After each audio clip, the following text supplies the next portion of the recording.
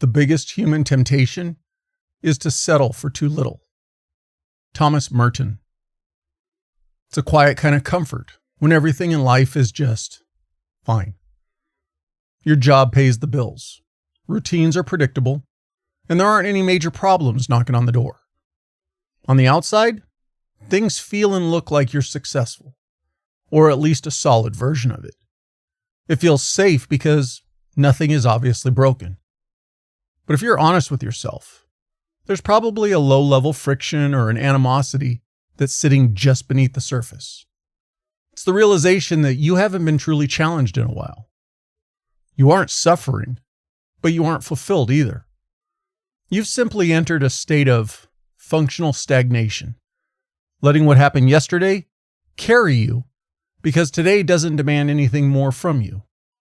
And for many of us, we prefer to wait for some type of significant disruption to force us into action. We think we need a rock bottom moment or the failure of something to justify making a change or raising our standards. So we'll settle into cruise mode, accepting a life that's good enough, simply because it isn't bad enough to make us change. But we mistake the absence of being uncomfortable for the appearance of progress, ignoring the slow erosion happening right in front of us. The most dangerous words you can ever tell yourself isn't "I can't," but instead, it's good enough. Because every time you accept that standard, you're cementing a decision about who you're willing to become. You're trading potential for predictability, growth for familiarity, and excellence for convenience. The greatest threat to being your best isn't failure, because at least failure forces a reaction. The real danger is choosing to be comfortable. For every one of us, it's easy to notice when we're failing to achieve, but it's hard to notice when you're just coasting. Think about the last time you handled a situation at work or at home, and you got the nod of approval. Maybe they said, "Hey, great job," or "That looks good." Feels nice, right? Your ego got that quick hit of validation, and you went about your day feeling proud of yourself. But did they praise you because you pushed the boundary of what you're actually capable of? Or did they praise you simply because you didn't create a problem? See, the thing is, we get trapped in the loop where external affirmation blinds us to internal stagnation. You can start accepting the praise of people who don't recognize your true capacity, and you let their standard of what is doing the best become your ceiling. Or they might just be happy for you because you made their life easy, not because you maximized your potential. If you allow yourself to chase outside validation to dictate your worth, you stop playing the game to the standards you set, and you start playing down to the level of those around you, just to keep the compliments coming. It's a subtle form of deception. You look successful, and your peers think you've got it all figured out. But deep down, and you probably won't admit this to anybody, you know the truth. You're being commended and praised for efforts you know are average, and you've allowed their low expectations to define your high performance. Unfortunately, this acceptance of a reduced standard is basically how we're built. When you choose to give in to what is mediocre for you, you're not actually making a conscious decision to damage your life, but you're letting your biology win.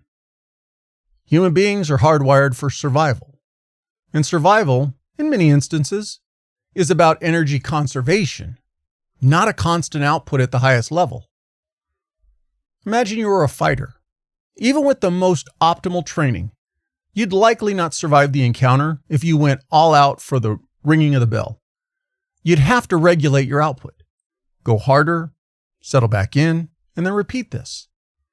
But for most of your day-to-day existence, your brain wants homeostasis. It wants predictability, safety, and comfort, because those things require the least amount of effort. So when you reach a point where your career or your life is working well enough, a natural default switch can flip inside your head. The urgency vanishes. Your mind will try to convince you that because you aren't in danger and you don't need to push, choosing comfort isn't actually a moral failure. It's simply the path of least resistance. Whereas the part that we forget is staying on that path requires little to no conscious thought, while breaking out of it demands deliberate intervention and action. You have to actively fight your own nature to step past what's comfortable. Growth and achievement don't happen by accident, and it certainly doesn't happen when you're feeling completely relaxed. If you wait until you feel inspired or until the conditions are perfect, you'll more than likely be waiting for a long time. Your mind will always vote for the couch. It'll vote for the stable, easy routine that keeps you exactly where you are. However, to keep your standards high, you have to wake up every day, ready to override that natural urge to conserve energy, simply because you refuse to let your biology dictate your boundaries. But the most dangerous aspect of this problem is the lack of immediate discomfort. Because when you're truly failing, the consequences hit you right in the face. A project falls apart, a client walks out, or a relationship hits a breaking point. That kind of sharp, immediate pain forces you to pay attention. It wakes you up because you can't ignore a fire burning right in front of you. But good enough doesn't burn, doesn't scream for your attention. Instead, it operates almost like a warm Epsom salt bath. You sit in it, completely comfortable, while it slowly numbs your awareness of what you're actually capable of achieving. However, because you aren't actively suffering, it's easy to assume you're doing just fine. You make the absence of any crisis for the validation of meaningful progress. That comfort can start to act as a shield against reality. It lets you tell yourself that everything is fine because nothing or no one is demanding your attention. But beneath the surface, something detrimental is happening. You're building a tolerance to a life that doesn't fulfill you. And the longer you stay in that figurative warm bath, the harder it becomes to realize how much your potential is slipping away. You have to understand that you don't need a tragedy to justify demanding more from yourself. So if you only measure your life by what isn't going wrong, you're actually setting the bar quite low. And waiting for things to get terrible before you decide to change means you're letting comfort make your decisions for you. And then once you're in that comfortable space, if you allow yourself to stay there for too long, something happens to your standards that you likely won't even notice, because it's often a slow, quiet slide. It's what happens when you make one small compromise today and then another one tomorrow. Think of it as you're shifting your baseline. The first time you let something slide, it doesn't feel too extreme, but your brain registers that compromise.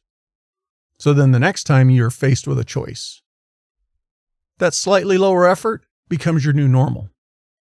You've adjusted your level without actively realizing it. This is how excellence dies. It's generally not killed by a single massive failure.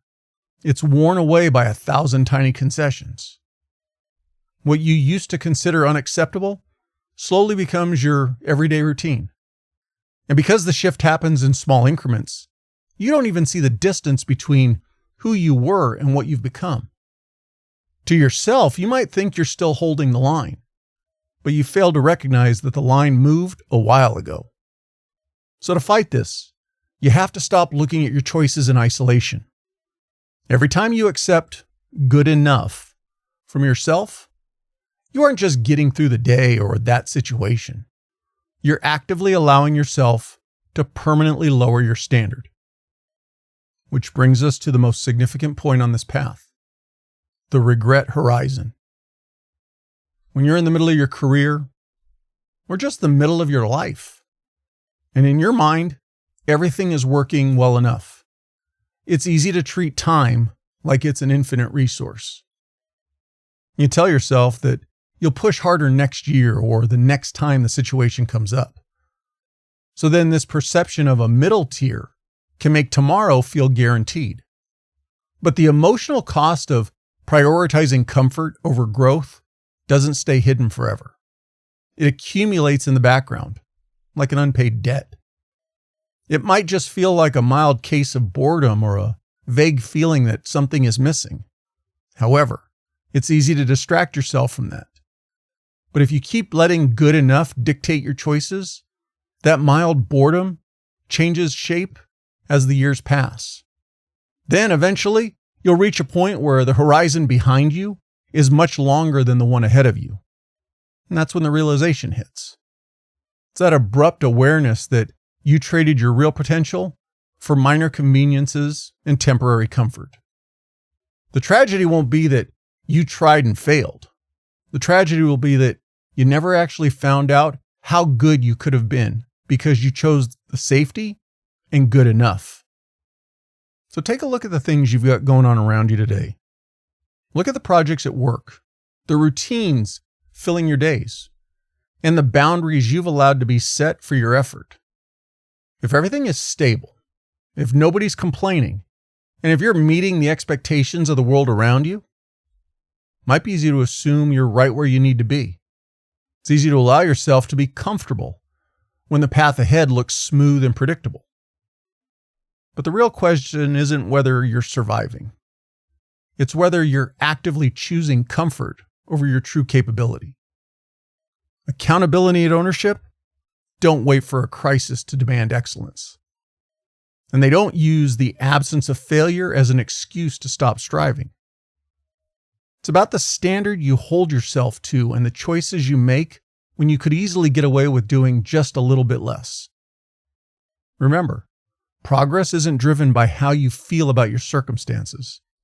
It's determined completely by how you choose to address them. You can keep coasting on what you did yesterday, or you can decide to step past what's simply acceptable. The line you draw today is the baseline you live with tomorrow. So own the standard.